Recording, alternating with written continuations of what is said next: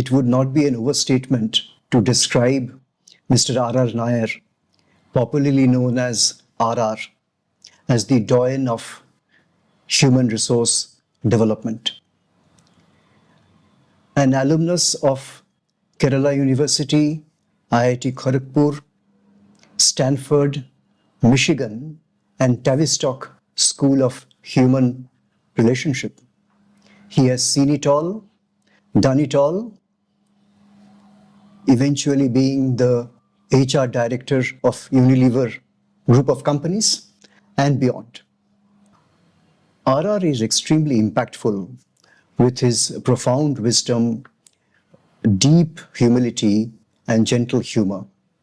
Using all this, he is making huge contribution to executive education in Indian School of Business, being an independent director in some of the large reputed companies, and also doing C-level coaching. He was conferred with the Lifetime Achievement Award by CNBC KPMG, also awarded Outstanding HR Professional by National HRD Network, and being nominated as a Fellow of Indian Coaching Federation. RR and I go a long way in our professional journey, and here I am with him having a conversation about some of the big challenges that a CHRO faces in today's world.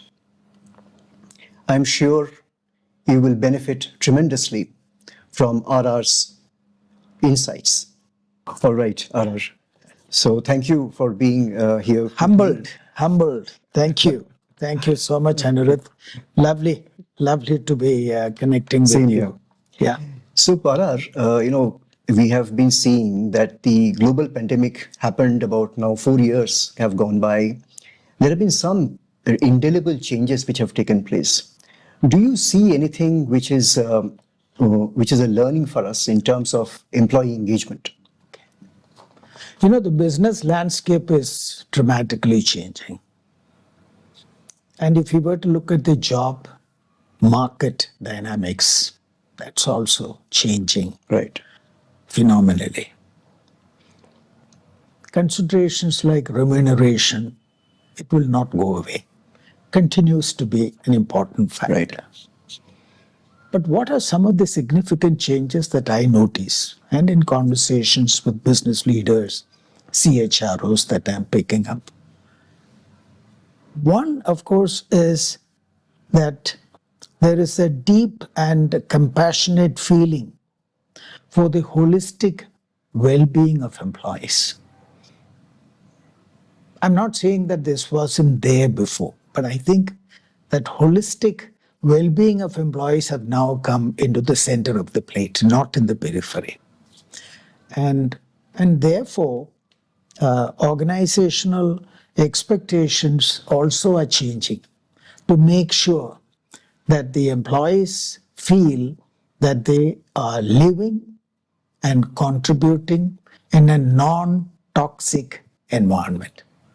So the work culture has to dramatically alter from the past in terms of greater consideration and weightage to create a non-toxic work environment. I mean, that's a way to put it across.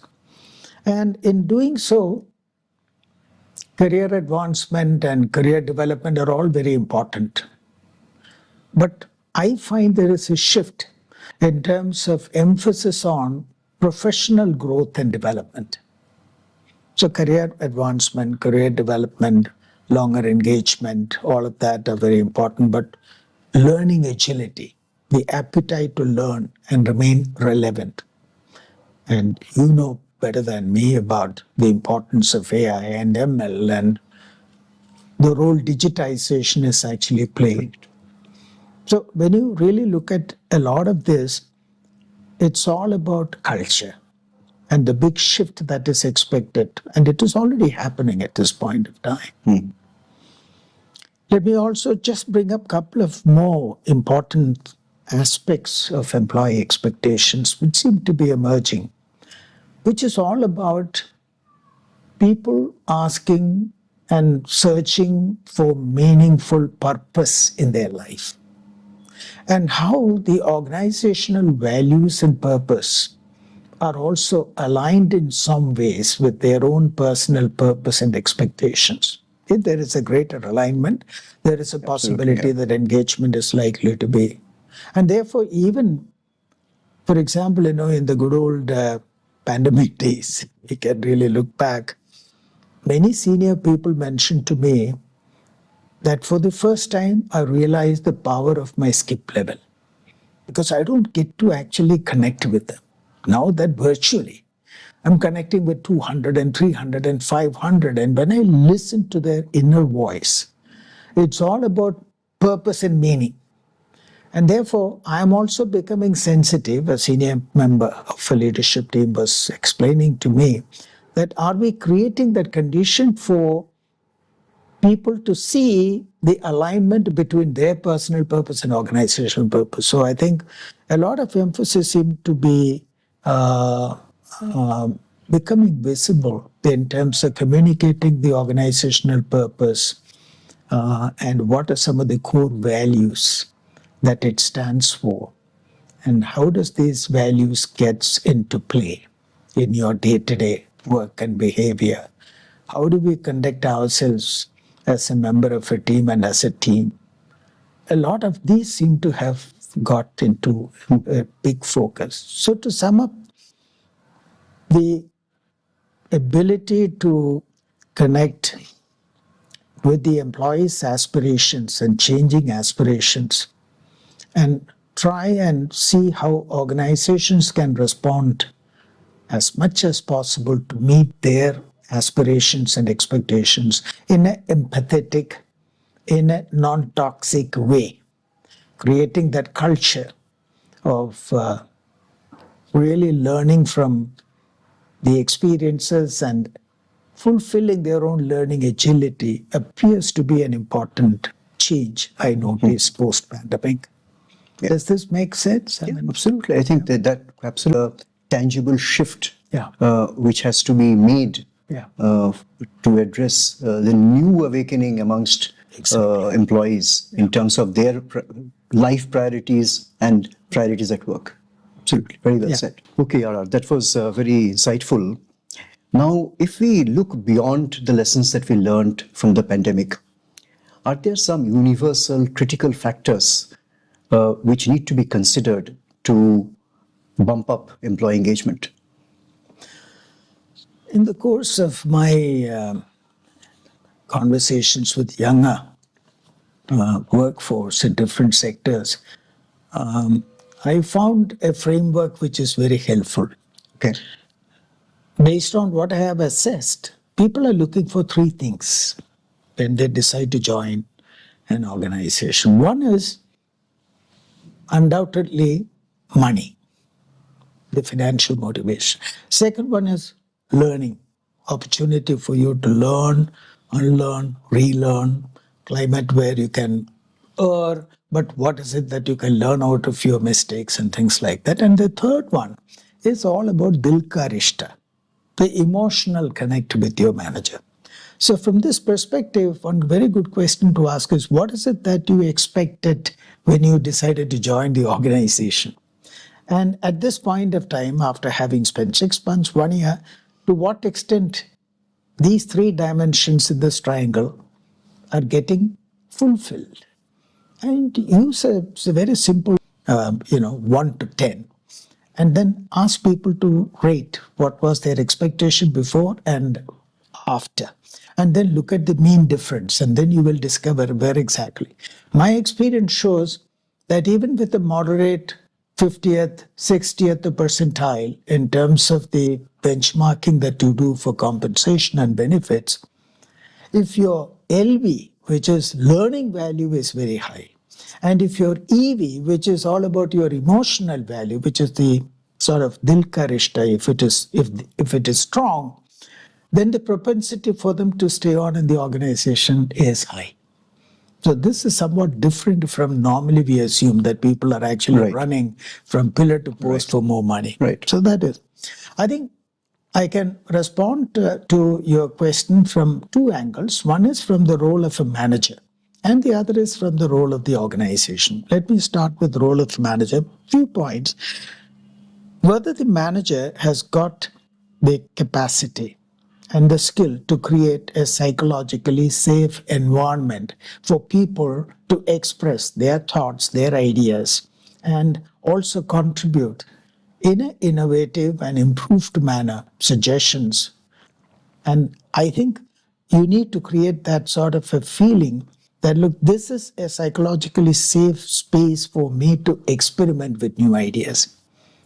The second important aspect has to do with the amount of time managers are willing to invest in the growth and development of their teammates. By and large, I think, I know, I tell you bloody well, go and do, is actually something which is born out of the hierarchical era.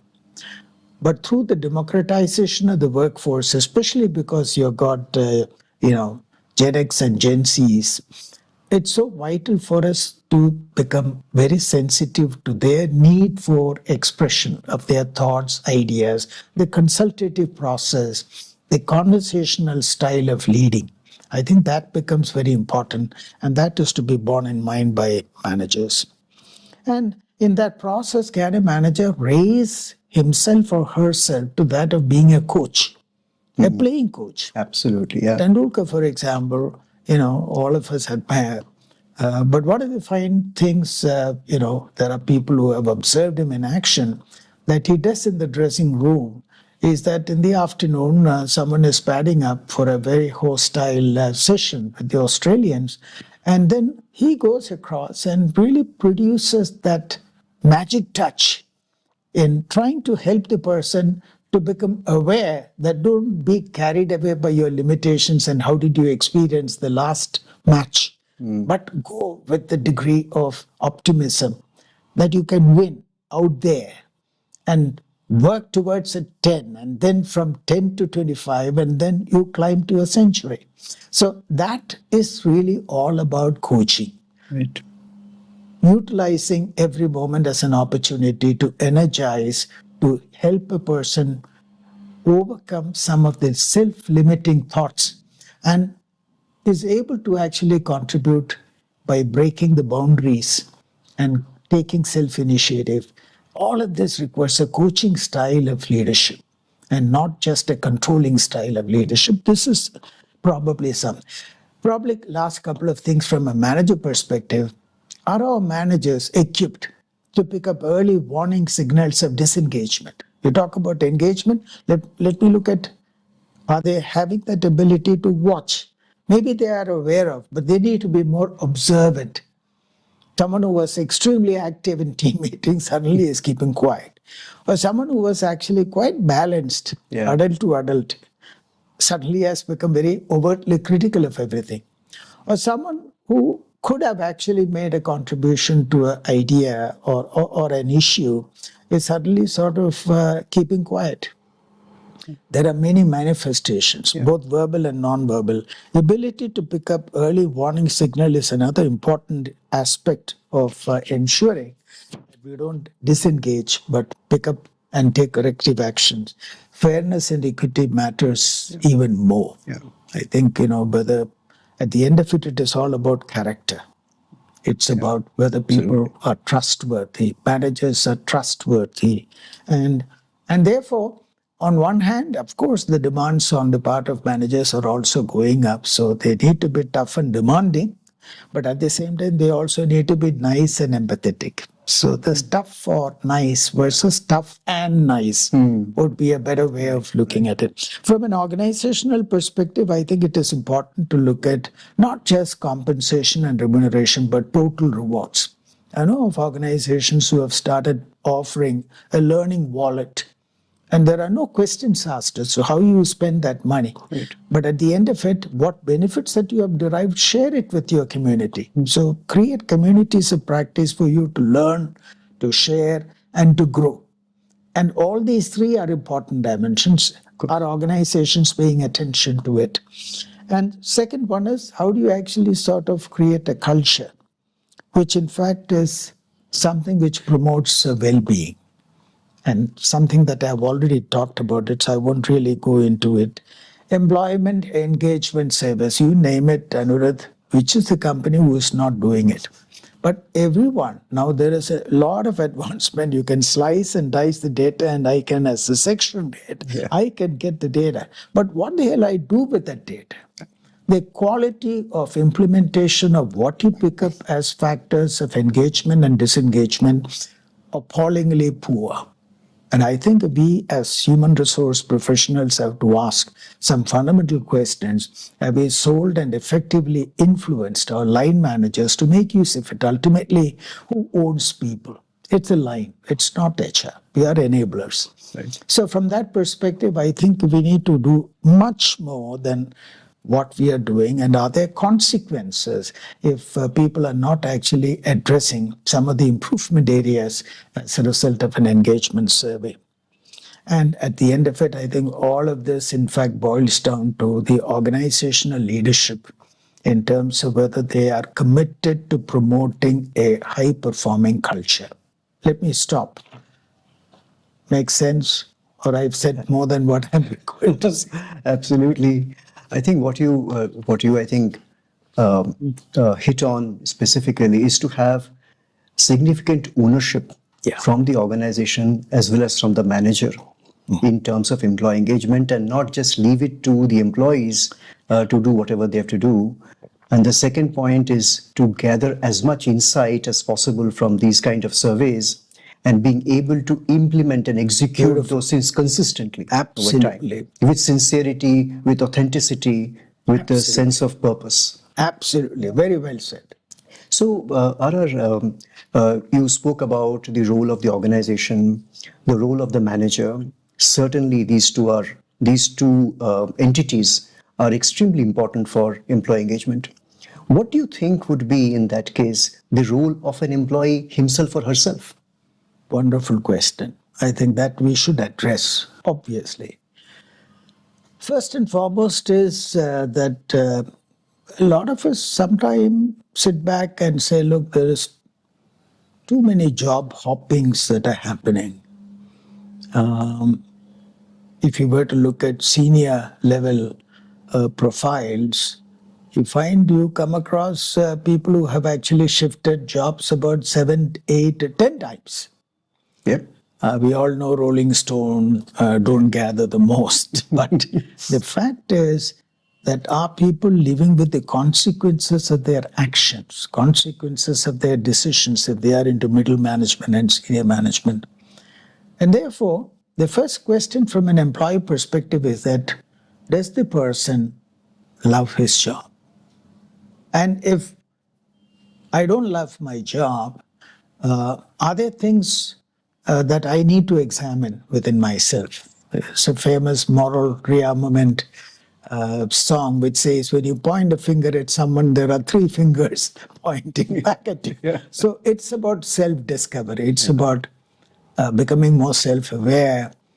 It's about making a job more interesting, and how much personal accountability I'm willing to take. Is it an issue about relationship? Is it an issue about lack of clarity in terms of role and purpose? Is there something that I can do to influence some of the stakeholders in order that, oh, I really not interested, I'm a bit of a square peg on a round hole. I need to shift out. Who need to know my desire to do something different rather than shifting from one organization to another? Personal accountability and becoming more self-aware. Therefore, the simple question to ask is, do I love my job? If not, why not? Following from the first point on the role of employees, the second point could be take more accountability for your own career management and career development. In the good old days, organization will say, look, you don't have to worry about what will happen to you next or what will you do next. We will take care of it. Today, there is more shift that is happening onto the employee. And therefore, how does the employee take personal accountability for managing one's career? And a lot of them, in fact, are searching for autonomy and freedom to express. There is a lot that is researched upon on career anchors and what are some of the factors that influence your choice of careers. Edgar Schein is the guru, and I'm sure that those of you, those who are listening to a podcast, and if they have not done a career anchor self-survey, that's out there in on the net, and the Edgar Schein model of career anchor. The point I'm trying to say is that taking personal accountability and responsibility for managing one's own career becomes very, very important. Linked up with the first point about self awareness. And the last one, in terms of employee accountability, has to do with remaining continuously relevant for the future. Right. How can I become a better version of myself day by day? Right. And do I take accountability, or do I again ask my boss and someone else to take accountability for it? Not the business HR partner, everyone. So I think this third dimension is equally important, if you ask me. Right. And I'm sure there could be many more. Yeah. Because I'm just in this short time picking up these three elements. Of course. And here again, let me conclude by saying that our attitudes and beliefs are formed, as psychologists know, around the time when you actually sort of transition from childhood to adolescence. And these belief systems tend to moderate and undergo some form of changes as you grow up. But some of the core beliefs tend to remain with us forever. But the context in which we are working and contributing and making a difference is dramatically changing. Yeah. So, how do we actually review and reflect and bring about modifications in our core beliefs in order to make them functional, relevant, appropriate in the changing context? This, I think, is something which is pretty difficult for a lot of people. Yeah. But I think it is important for them to become more self aware so that when it comes to engagement, do I love my job? Do I take responsibility for my career management? And am I sensitive about some of the core beliefs which I'm holding, but the environment and the context has dramatically changed, but I have not been able to make a shift? In which case, who takes the responsibility? These are hard hitting questions, a few illustrative questions employees have to ask. Right. That's that. Right. I mean, you said it right. With this rapidly changing environment, it's important for employees to, feel that complacency is the last thing that you can afford, and you need to continuously remain relevant and make an impact and make a difference because of that. Yeah. You see, going back in time in the 90s when Guru Peter Drucker talks about self-renewal, managing oneself is a Harvard classic reading, which I find it very interesting. And there he talks about, while managing your second half, preparing for your second half of your life, you need to actually sort of look at what are some of the skills which were relevant in the past will become obsolete, and what are the new skills that you need to acquire. Yes. So from a CHRO perspective or from an employee perspective, to remain relevant, how do I actually continuously expose, update, and make myself relevant in terms of the changes that are happening? And no one else can take accountability or responsibility. I have to take the responsibility. Organization is an enabler. I mean, there are plenty of options which organizations are providing for employees. I talked about learning wallet, for example, as one illustration. But I think it becomes very important for taking personal accountability, for remaining relevant. Your point is absolutely well taken. No difference.